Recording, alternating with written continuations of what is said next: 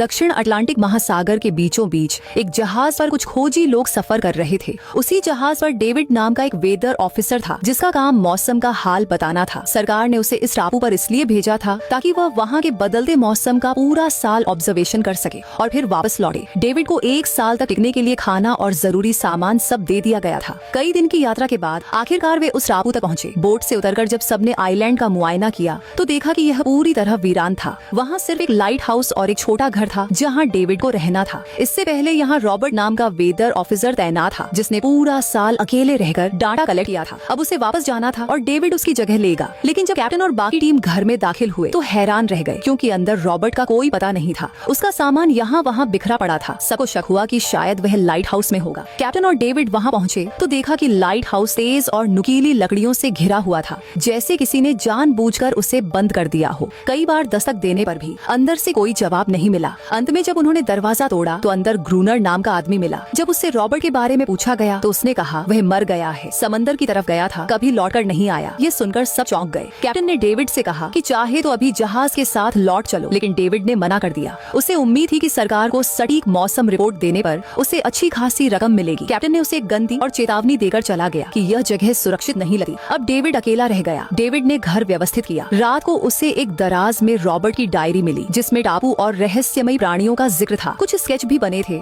अगले दिन मौसम का डाटा लेने गया तो समंदर किनारे अजीब तरह से सजाए गए पत्थर और शेल्स देखे। उसने सोचा ये ग्रूनर का काम होगा। वो फिर से अपने काम में लग गया। काम करते करते उसने दूरबीन से लाइट हाउस की ओर देखा तो पाया कि ग्रूनर के साथ एक और आदमी खड़ा है, लेकिन पलक झपकते ही वो नजर से ओझल हो गया। डेविड ने दोबारा ध्यान से देखने की कोशिश की मगर अब वहाँ कुछ भी नहीं था। उसे लगा शायद यह उसका भ्रम है। रात को डेविड अपने काम में व्यस्त था कि अचानक दरवाजे पर दस्तक हुई। उसे लगा शायद ग्रूनर आया होगा। उसने आवाज देकर पुकारा लेकिन कोई जवाब नहीं मिला। हाथ में लैंप लेकर जैसे ही वो दरवाजे की तरफ बढ़ा, अचानक उसके कानों में कुछ अजीब सी आवाजें गूंजने लगी जो इंसान की बिल्कुल भी नहीं थी। तभी उसने देखा कि गेट के नीचे से किसी अजीब से जीव का हाथ अंदर घुसने की कोशिश कर रहा है। वो हाथ इंसान का नहीं था। ये देखकर डेविड के होश उड़ गए। वह तुरंत बेसमेंट की ओर भागा और वहाँ छिप गया। कुछ देर बाद वो रहस्यमयी जीव घर के अंदर घुस आया और छुप छुप कर डेविड को ढूंढने लगा। डेविड बेसमेंट की एक छोटी दरार से उसे देख रहा था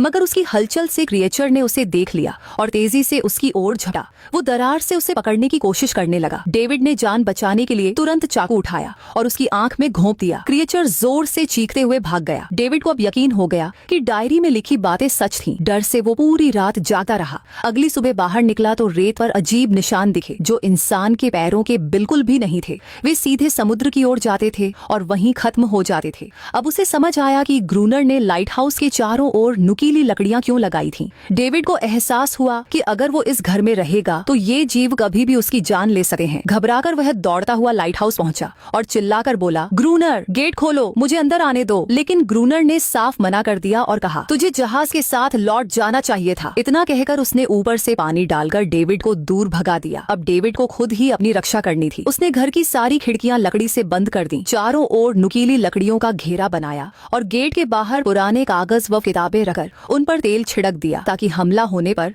आग लगाकर जीवों को भगाया जा सके। तभी उसे घर में एक पुराना बॉक्स मिला जिसमें एक बंदूक और बहुत सारी गोलियां थीं। ये देखकर उसमें जीने की थोड़ी उम्मीद जागी। सूरज ढलते ही उसका डर और बढ़ गया। वह बंदूक लेकर घर के कोने में चुपचाप बैठा था। तभी उसे बाहर से अजीब आवाजें सुनाई दी। खिड़की से झांककर देखा तो समुद्र से कई सारे वही जीव उसकी ओर बढ़ रहे थे। कुछ ही देर में वे सब मिलकर दरवाजा तोड़ने लगे। डेविड ने तुरंत गोलियां चलाईं, जिनसे कुछ क्रिएचर वहीं गिरकर मर गए। उसे लगा आवाज सुनकर बाकी भाग जाएंगे, लेकिन इसके उलट वे और भी ज्यादा उग्र हो गए। तब डेविड ने अपना प्लान अपनाते हुए गेट के बाहर रखे कागज और किताबों में आग लगा दी। आग देकर वे समुद्र की ओर लौट गए, लेकिन वही आग धीरे धीरे उसके घर तक फैल गई। लकड़ी का बना घर जलने लगा। डेविड ने तुरंत खुद को चादर में लपेटा और बाहर निकलकर लाइट हाउस के पास एक बड़े पत्थर के पीछे छिप गया। गोलियां चलाने के दौरान उसके हाथ में गहरी चोट भी लग गई थी। तभी अचानक तेज बारिश शुरू हुई और आग धीरे धीरे बुझ गई, लेकिन सुबह तक उसका घर पूरी तरह जलकर राख हो चुका था।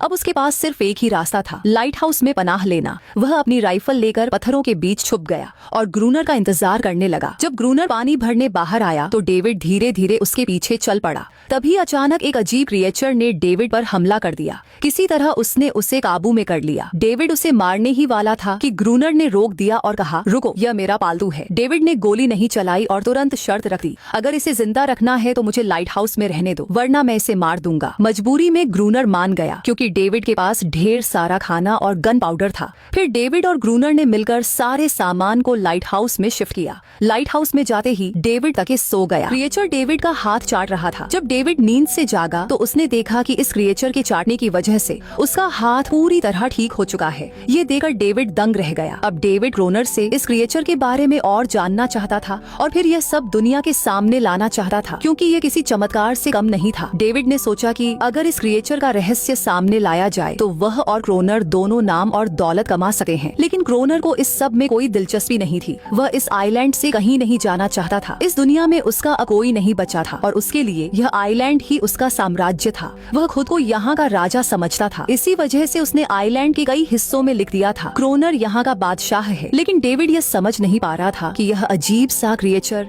आखिर क्रोनर की बात क्यों मानता है। तब क्रोनर ने बताया कि एक बार उसने उसकी जान बचाई थी। वह गलती से उसके फिशिंग नेट में फंस गई थी। उस वक्त वह छोटी थी और तभी से उसके साथ रह रही है। उसकी हर बात मानने लगी। लेकिन क्रोनर सख्त मिजाज इंसान था। वह इस क्रिएचर के साथ बेहद बुरा बर्ताव करता था। हर दिन वह इसे अपनी हवस का शिकार बनाता था। एक बार इस क्रिएचर ने उस पर हमला भी किया था और बदले में क्रोनर ने उसे इतनी भयानक सजा दी कि उसके बाद से उसने खुद को क्रोनर की गुलाम मान लिया। क्रोनर ने यह भी बताया कि हर रात समुद्र से क्रिएचर्स बाहर इसलिए आते हैं ताकि अपनी साथी को छुड़ाकर ले जा सके। लेकिन क्रोनर ऐसा होने नहीं देता। वे दिन में हमला नहीं कर सके क्योंकि सूरज की रोशनी उनकी त्वचा जला देती है। डेविड अब यहाँ और नहीं रहना चाहता था। वह किसी भी तरह आइलैंड से भाग निकलना चाहता था। तभी शाम हुई और क्रोनर ने कहा, गन लेकर तैयार हो जाओ, क्रिएचर्स किसी भी वक्त हमला कर सकते हैं। दोनों लाइट हाउस की लाइट ऑन करने के लिए तैयार हुए और कुछ ही देर में समुद्र से बड़ी संख्या में क्रिएचर्स बाहर आ गए। वे लाइट हाउस की तरफ बढ़ने लगे। क्रोनर लगातार फायर करता रहा लेकिन डेविड डर के मारे लाइट हाउस के अंदर जाकर कोने में छिप गया। क्रोनर जितना भी कहता डेविड बाहर नहीं आया और कुछ देर बाद वहीं बेहोश हो गया। क्रोनर पूरी रात अकेले इन क्रिएचर्स से लड़ता रहा। अगली सुबह उसने गुस्से में डेविड के मुंह पर पानी डालकर कहा, अगर जिंदा रहना है तो इनकी जान लेनी होगी, नहीं तो मैं तुम्हें लाइट हाउस से बाहर निकाल दूंगा और तुम्हें मेरी हर बात माननी होगी। रोज पानी लाना, छोटे बड़े काम करना और रात में गार्ड ड्यूटी करना। अब डेविड के पास कोई और चारा नहीं था। वह मजबूरी में क्रोनर की हर बात मानने लगा। लेकिन एक चीज थी जो उसे बिल्कुल पसंद नहीं आई, क्रोनर का उस फीमेल क्रिएचर को रोज अलग अलग तरीकों से टॉर्चर करना। रात हुई और दोनों फिर गार्ड ड्यूटी के लिए तैयार हो गए।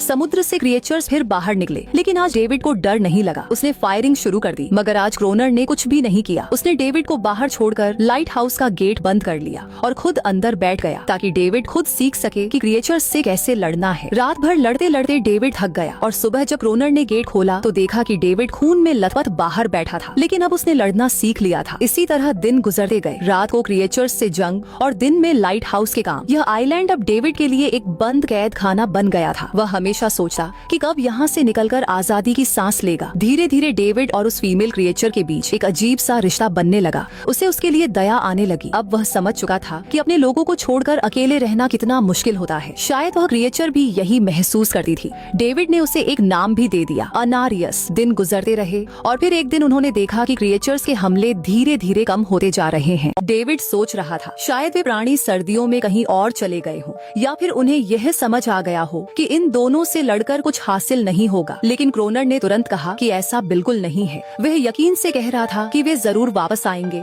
और इस बार बड़ी संख्या में आएंगे। कुछ दिन ऐसे ही बेचैनी में बीत गए। एक रात डिनर के बाद डेविड और क्रोनर शतरंज खेलने बैठ गए। खेल में दोनों इतने डूब गए कि उन्होंने लाइट हाउस की रोशनी जलाना ही भूल गए। अंधेरे का फायदा उठाकर प्राणियों ने हमला कर दिया। डेविड ने देखा कि उनकी संख्या इतनी ज्यादा थी कि दोनों मिलकर भी उन्हें देर तक रोक नहीं सकते थे। गोलियां भी लगभग खत्म हो चुकी थी और कोई प्लान भी नहीं था। दोनों किसी तरह बचते बचाते लाइट हाउस की छोटी तक पहुंचे। लेकिन इस दौरान क्रोनर के पैर में गहरी चोट लग गई। हालत ऐसी थी कि दोनों को लगा अब मौत पक्की है। लेकिन तभी सूरज निकल आया। जैसे ही पहली किरणें समंदर पर पड़ी सभी प्राणी वापस समुद्र में लौट गए। सुबह होते ही एनरियस ने क्रोनर के घाव को ठीक करने की कोशिश की मगर डेविड को अब यह साफ हो गया था कि इस लड़ाई को जीतना नामुमकिन है। खाना भी कम बचा था और गोलियां खत्म होने वाली थी। अगले दिन डेविड को समुद्र में एक जहाज दिखाई दिया। वह तुरंत फ्लेयर गन लेकर सिग्नल देने दौड़ा लेकिन क्रोनर ने रोक दिया। वह नहीं नहीं चाहता था कि डेविड यहाँ से जाए। तभी एनरियस ने क्रोनर पर हमला कर दिया। वह डेविड को बचाना चाहती थी क्योंकि क्रोनर की असली मंशा अलग थी। ये द्वीप उसका साम्राज्य था और वह डेविड को भी कैद करके रखना चाहता था ताकि वह कभी बाहर जाकर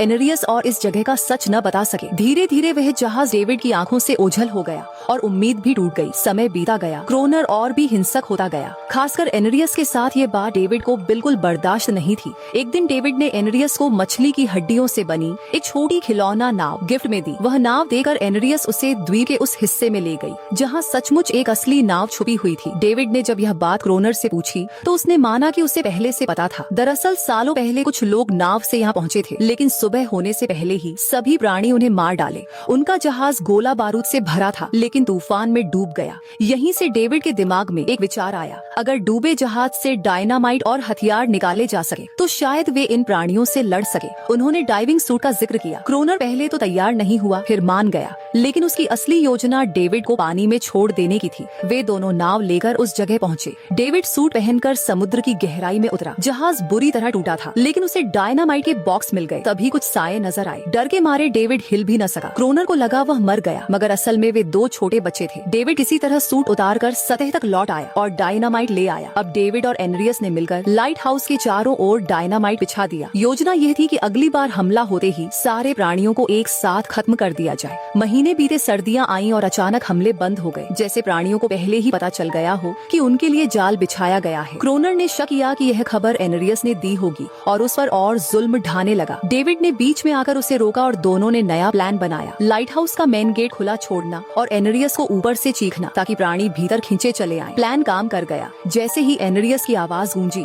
प्राणी गुस्से से भरकर बाहर निकले और सीधे गेट की ओर दौड़े। डेविड ने उन्हें रोकने की कोशिश की। क्रोनर ने डायनामाइट का लीवर दबाया लेकिन विस्फोट नहीं हुआ। डेविड से पहले कनेक्शन छूट गया था। वह ऊपर दौड़ा और तार जोड़ने लगा जबकि क्रोनर प्राणियों को रोक रहा था। जैसे ही तार जुड़ा, पहला धमाका हुआ और कई प्राणी खत्म हो गए, मगर अभी भी कई बाकी थे। क्रोनर ने दूसरा लेयर भी ब्लास्ट कर दिया और जबरदस्त धमाके से दोनों बेहोश हो गए। सुबह जब होश आया तो चारों ओर मरे हुए प्राणियों के शव बिखरे थे। एनरियस गायब थी। क्रोनर बचे हुए जख्मी प्राणियों को मार रहा था। तभी डेविड की नजर एक तड़पते प्राणी पर पड़ी जिसके गले में एक नेकलेस लगा था। उस पर डेविड को एहसास हुआ कि वे इंसानों की तरह ही थे। परिवार बचे, रिश्ते बस बोल नहीं सकते थे। यह सब एक गलत फहमी थी, लेकिन क्रोनर के लिए यह सब बेकार था। प्राणी कभी वापस नहीं आए, मगर हर रात समुद्र से रोने की आवाजें आती रहीं। डेविड जान गया कि उन्होंने कितनी जिंदगियां उजाड़ दी। एक सुबह उसने किनारे पर उन छोटे बच्चों को देखा जिन्होंने अपने परिवार खो दिए थे। उसने पत्थरों का एक घेरा बनाया और उसमें वह खिलौना नाव रख दी, उम्मीद करते हुए कि एनरियस लौट आएगी, लेकिन वह कभी नहीं आई। कुछ दिनों बाद डेविड को क्रोनर की पुरानी चीजों में एक फोटो मिला। वही औरत जिसकी तस्वीर उसने ऑफिसर रॉबर्ट की डायरी में देखी थी। असल में वह क्रोनर की पत्नी थी और फोटो में क्रोनर उसके साथ खड़ा था। यही सच सामने आया। क्रोनर और कोई नहीं बल्कि वही वेदर ऑफिसर रॉबर्ट था। वह मरा नहीं था, बस अपनी पहचान बदल चुका था। उसने यह द्वीप कभी छोड़ने का इरादा ही नहीं किया। ये सब देखकर डेविड ने भी उम्मीद छोड़ दी। अब उसे समझ आ गया था कि वह कभी इस द्वीप से बाहर नहीं जा पाएगा। यह द्वीप अब उसी का भी हिस्सा बन चुका था।